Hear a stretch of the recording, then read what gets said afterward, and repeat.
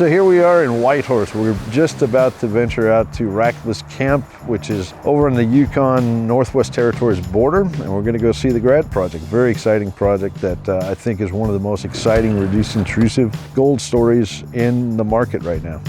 We're going to Rackla.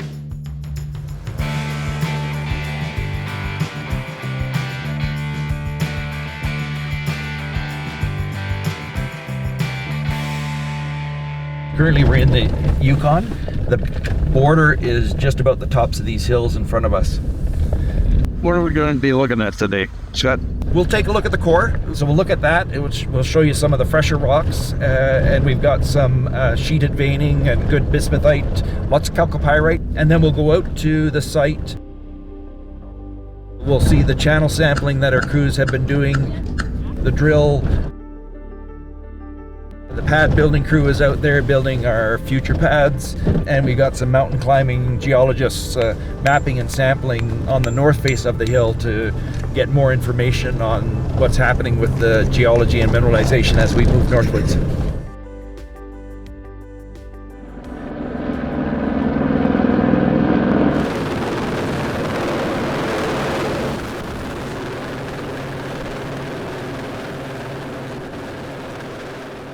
These those little veins again? Yeah, those little veins. Ooh, you're starting to see some green showing up. I mean, that reminds me of like roscolite.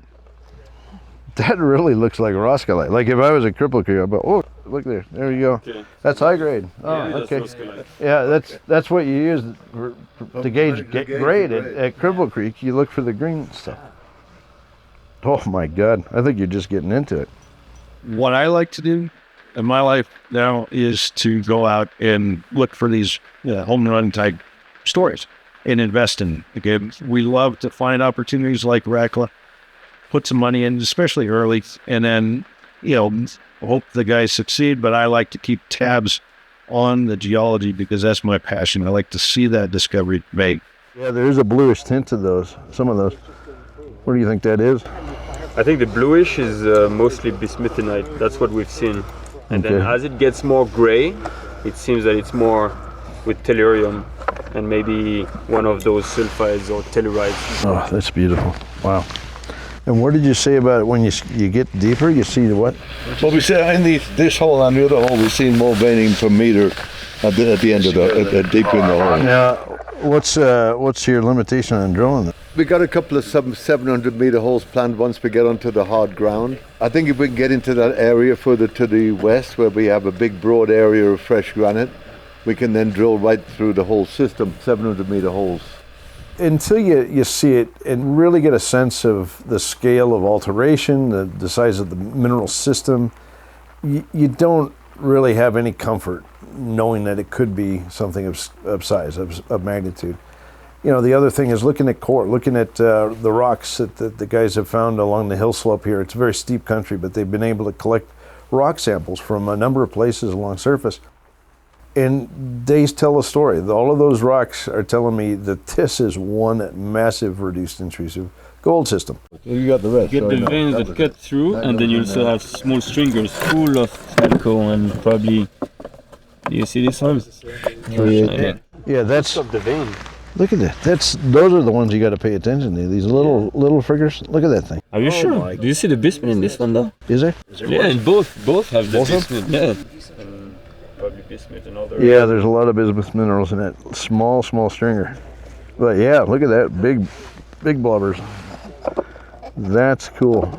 This particular type of gold system, these reduced intrusive gold, related gold systems, they were really defined by Craig Hart and a few others, a couple of decades ago. We're not talking about a long time. These are relatively new systems that we're still learning about every single day, okay? And every time a discovery is made, like this one here at Rackla, we're learning yet something new. And these little hairline veins are what these geologists are starting to clue into here as they log more and more forward. We don't need a microscope to look at this one. That's a big blob. Yeah, that is crazy.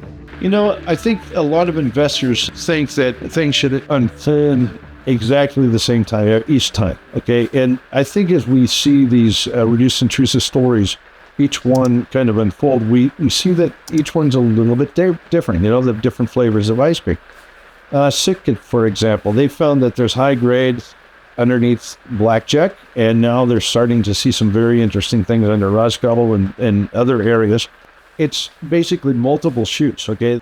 That's one. Okay, Snowline Valley is one big bowl of soup, as we call it, and it's extraordinary because it's so consistent. The grades are consistent, the mineralization is consistent. I think it sets a world record for the most consistent gold deposit I've ever seen. Okay, here we are at Rackla now. We're seeing more or less one intrusion, one plug of magma that came out.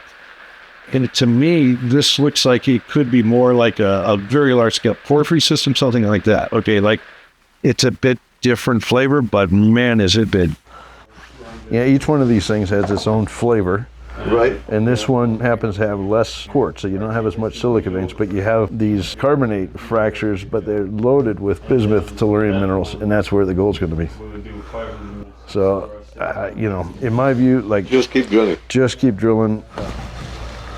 So this is the last core we got in from this hole. The alteration is picking up, like you're just getting into it. We've got some more coming in. We're certainly going to go deeper. We'll be stepping out 120 meters across the valley now to continue to show it continues under the talus. Okay. But the long holes we have.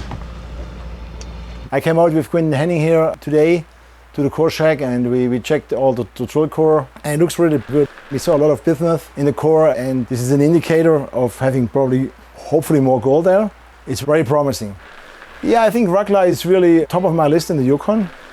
Just looking at the scale of this discovery, where there's sheeted veins on both sides of the mountain, on the south side and the north side, and now the climbers that they've hired that are up on top are taking photos and beautiful sheeted veinings on top. It does look like it's continuous, like the veining at least is continuous over the top of the mountain down to the other side. That means you have a lot of strike length already developed on the system. I think it's somewhere a little over a kilometer of strike that you have. And in the width of the Stockford zone, they've actually expanded it recently from the work they're doing. We're chasing the sheeted veining off on either side from where they left off last year. So in terms of volumes, yeah, absolutely. The volume of rock is here. Compared to Even Valley, it's perhaps largest.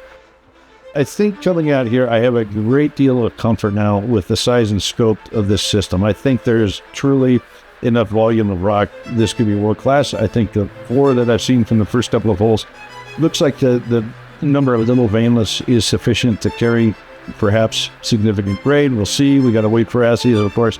But I'm comfortable now, very comfortable with the whole investment thesis around this story.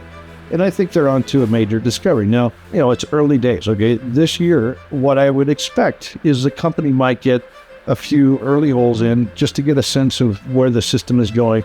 But towards the end of the season, they might get a couple, maybe 3, 4, 5 deeper holes in. Once they kind of understand the system better and they can vector in on that higher grade part of the system, I think they'll get some deep holes in. Are they going to have a resource drilled off by the end of the season? No way. Okay, this is going to take 2 or 3 years like Snowline did, but they're on the right track.